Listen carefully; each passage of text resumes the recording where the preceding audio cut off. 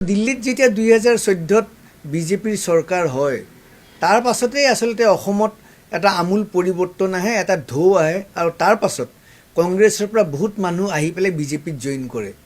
আচলতে 2014ৰ আগত যিখিনি বিজেপিত আছিল সেইখিনিকহে মই পুৰণা বিজেপি বা আচল বিজেপি কৰ্মী বুলি কওঁ।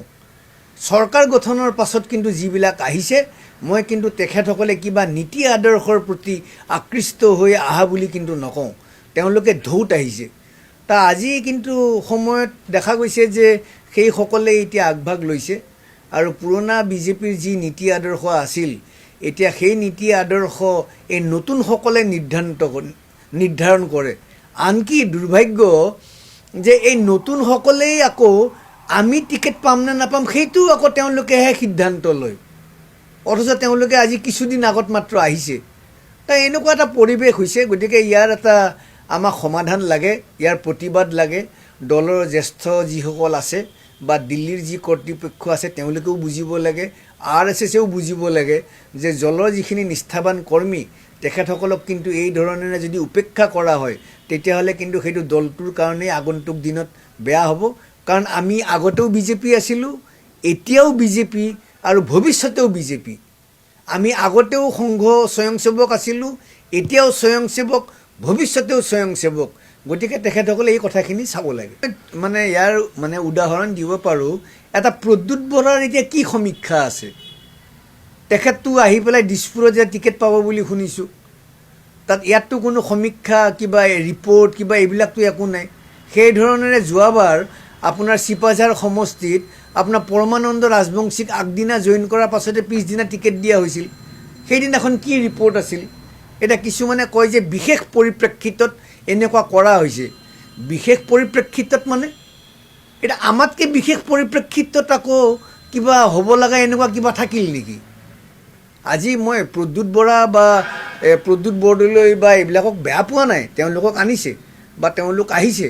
কিন্তু কথাটো হৈছে যে এই ধৰণৰ টিকেট দিয়া কথাটো লগে লগে সেই কথাটো ঠিক হোৱা নাই।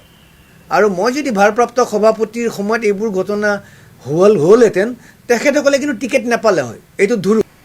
আচলতে দিলীপ শইকীয়া ডাঙৰীয়া বহুত পুৰণা কাৰ্যকৰ্তা, বহুত নিষ্ঠাবান। তেখেতৰ দুৰ্বলতা বুলি নকওঁ, তেখেতক বাধ্য কৰোৱা হয়তো হৈছে, তেখেতৰ ওপৰত হয়তো প্ৰেছাৰ আছে বা তেখেত হয়তো দেখাত আছে কামবোৰ বেলেগে কৰিছে। আমি আচলতে দিলীপ শইকীয়াক এতিয়া পূৰা সমৰ্থন দিব লাগে, তেখেতৰ দ্বাৰা কামখিনি ভালকৈ কৰিব লাগে আৰু দলৰ নিষ্ঠাবান যিখিনি কৰ্মী আছে সেইখিনি একগোট হ'ব লাগে, হৈ পেলাই দলটোক ঠিক কৰিব লাগিব। কাৰণ এইবোৰ মানুহ যেনেকৈ আহে তেনেকৈ যাব, কিন্তু দলটো আমি এইবোৰ ঠিক ঠাক কৰিব লাগিব। গতিকে এইবিলাক সেইকাৰণে যাতে নহয়, সেইকাৰণে আমি এতিয়াৰ পৰাই সাৱধান হোৱা উচিত। মই নমিনেশ্যন পেপাৰ আনিছোঁ আৰু মই সিদ্ধান্ত লৈছোঁ নিৰ্বাচন খেলিম। দলে টিকেট দিব নিদিব তেওঁলোকে সিদ্ধান্ত ল'ব। কিন্তু মই এতিয়া 21 তাৰিখে দিম বুলি ভাবিছিলোঁ, কিন্তু এতিয়া ঈদৰ কাৰণে বন্ধ হ'ব বুলি শুনিছোঁ। গতিকে পৰৱৰ্তী তাৰিখত মই নমিনেশ্যন দিম, এইটো মই নিৰ্ঘাত। আৰু এই কথাটো ঠিক যে গুৱাহাটীত গুৱাহাটীৰ যিখিনি পুৰণি ল'ৰা আছে, পুৰণি আৱাসী আছে, পুৰণি মানুহ আছে, এইখিনিক বহুত উপেক্ষা কৰা হৈছে। ইমানখিনি আৰু সম্ভৱ নহয়তো। আমিতো ক'তো মাটি দখল কৰি একেবাৰে লাখ লাখ টকা খাই বৈ এনেকৈ ঘৰ বনোৱা নাই। আমি দেউতাই বনোৱা ঘৰতেই চূণ তেল দি পেলাই আমি স্বাভিমানেৰে ইয়াত আছোঁ। এতিয়া এইবিলাকৰ এনেকুৱা অৱস্থা হৈছে, এই অঞ্চলবিলাক সৰু সৰু অঞ্চলবিলাকত গুৱাহাটীৰ পুৰণাবাসী যিখিনি আছে, সেইকাৰণে মই নিৰ্বাচন খেলিম বুলি মনোনয়ন পত্ৰ আনিছোঁ। প্ৰচুৰ সিংঘাল ডাঙৰীয়াকো বহিষ্কাৰ কৰিছিল।